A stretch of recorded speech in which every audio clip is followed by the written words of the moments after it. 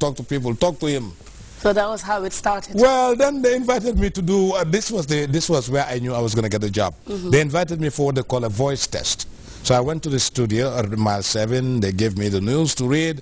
I read it, and as I was coming out, the guy who was recording me, it was a sound record. It's called Sam Taylor. Sam said to me, "Hey, my brother, I don't know whether you'll have this job, but you have a good voice." That's true. That was the boost I wanted. He said, "You got a good voice." And for me, radio, television, whoever is on the media, for women it's different. But for men, I mean, speak like a man. Be a man. Be strong, bold, baritone. Yeah, because that's what television is. It has to be your voice, the personality, your face. It has to be intact. Yeah, and you are a DDG, and you have a weekly program called The Interview. I want to have another program. Oh, you're having another one? Because I was going to ask you if this would affect your performance as the DDG of our national broadcaster. How many, it's now about 1 year I've been DDG. It's been 1 year? Oh, yeah, and the interview is... Yeah, but that's what I'm saying. Does it, would it affect your job, or is it affecting it? Because sometimes you're in your office and you have people waiting, or you have something to do, and you have to come down and record an interview. What happened on the 24th of November last year? The election ones? Of course. How long did we stay here? Yeah. A day and a half. So it's not affecting your job. So you're looking at having another one? Another program. Wow. Another one. But that one is going to be a monthly program. Okay. And it will be repeated every 2 weeks. Yes. It's called The Vision. And what the vision is, it's like a sort of a countdown to Vision 2020. Oh, I'm looking at the achievements of the Jammeh administration in line with what is projected to be the Vision 2020. We have made significant gains in the MDGs. We've gone considerably well in education, health, and so. So these things must be documented to show people the way forward. So you're planning on having a show on that? Actually, I even wanted another one if I could have done, if they give me the airtime. Yeah, would be too much. Yeah, passport, our diplomatic passport. I think that the diplomatic community are left behind. How many countries do we have diplomatic relations with? How many of them celebrate their national days? Yeah, but they do come on our shows once in a while. Yeah, but have them. Today is the ambassador of the United States of America. He's on this table. Mr. Ambassador, what have you been able to achieve here in the Gambia Junior tenure? Look at the Independence Day celebration, July 4th in the Gambia. How we have an appointment. We have an interview booked with the ambassador. Anyway, but if it's too much, I'll just put that one, and we can produce it and let somebody do it, host it. Yeah. Yeah, that would be good. But also, Malik Jones is somebody that a lot of people view as someone who does not mince his words. No, not at all. Like if you want to tell somebody something, I will tell you in your face. No, yeah, but sometimes people think that's also a bit unprofessional. Hang on. Yeah. When I'm right, or when we have a scenario where definitely, I think over the years with experience, I think this is the right way, this is what is right, and we're going there. I don't want to be derailed, because over the years I have known that it is this way it's going. Now, if we argue and I succumb to your plan and say, okay, you go ahead, tell me what you want to do, whether it's right. If you go and it's wrong, then you'll bear the wrath. Then I will just go crazy. But do you ever do that and say to somebody, okay, go ahead, yeah. Let's follow what you want, but don't go wrong. No, honestly, don't go wrong, because I've seen the right way. You argued it out with me, and I eventually gave up to your wishes or whatever you want to do, and you do it, and it gets wrong, then we have a problem. And I will not mince my words there. I will be bitter on you and hard on you, honestly. But I don't mean nothing. I'm a nice guy. You know I'm a nice guy. Yeah, you're nice, but sometimes you're a bit, not very nice. I will say that because we've been working for a long time and we know each other. And you and we hardly get along. Yeah, we hardly get along. Because you know why? You know why we don't get along? Oh, why? You want me to tell you why we don't get along? Well, tell me, and I will tell you why I think we don't get along. we don't get along. It's encouragement. Yeah. But also, Malik, your program, The Interview, it's a very popular one.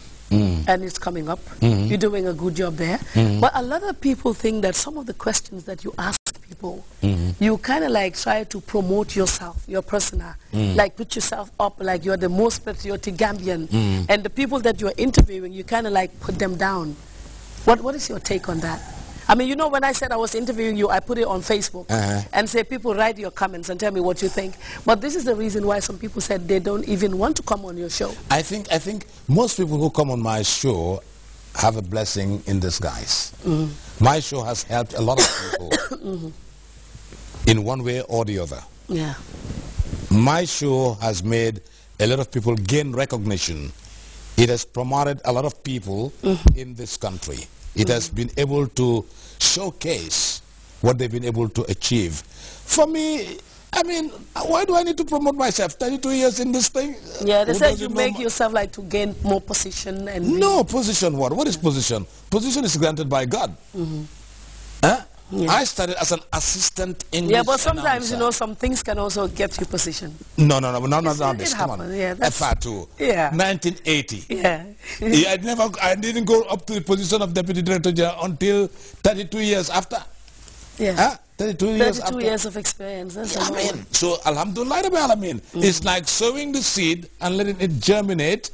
And over the years, this tree will bear fruits, and of course, I will enjoy. So you don't ask people questions that would kind of like bring them down and put yourself up? You know what I consider putting myself up? The first Gambian to be heard by over 500 million people worldwide. That's the World Cup? That was the World Cup. Yeah. That was the greatest thing at the World Cup. Did they introduce you as the man who has his own accent? I think not that I had my own accent. I think I was once called, this was after the game Argentina-Germany. I was called by David Stead. He was the head of the African team at the World Cup in London. He said to me, Malik, you were very, very clear. You were more clear than Richard Fleming. And Richard Fleming has been commentating for the BBC for the past 10 years. But clarity. I mean, it's not about being a tubab and, you know, being an Englishman that you can become clear. Some English people are definitely just too difficult to even for you to understand. Clarity, especially Liverpool. They speak they're nasal. They speak through their nose. I speak from my throat and from my chest. It's a deep baritone voice. Okay. The ladies love to hear my voice. Absolutely. The ladies love to hear your voice. So don't you? I'm not sure. I'll think about it. I'll let you know. Well, let me ask you about your the president has been responsible for part of your career development, and especially recently, and this was after the election, that, you know, when you did the analysis. Shortly after that, you were appointed as Deputy Director General of Grts, and you were also given a car. What is your relationship with the president? Jame Jilanka. Yeah. I hope you're watching, Mr. President. One thing she doesn't know is that the club I played back in 1986, during that time, His Excellency the President was then guard commander responsible for the tourism development area. And the President will walk into my club from time to time, and we'll just stand there and look and say, that DJ there. And guess what?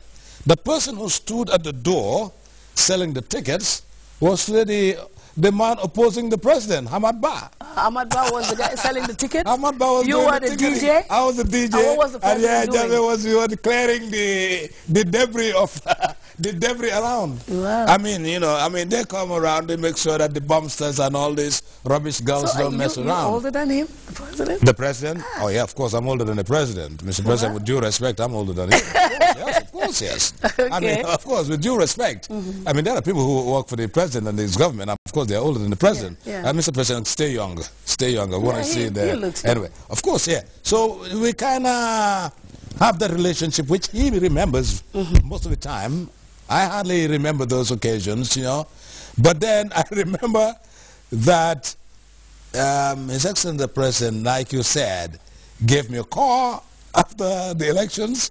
But this was in the elections. But over the years... Yeah, it was after the elections. Yeah. But how many elections have I hosted? Yeah, but this car was given to you after this one. Yes, because you know why? Because this election, I think I had a motivation of the last, not this last election of Obama, but the one before, the first time of Obama. I was in the car, and I saw Wilf Bitzer in the Situation Room with all this graph and things like that. And I just said, well, my God, I wish we had this at GRTS television.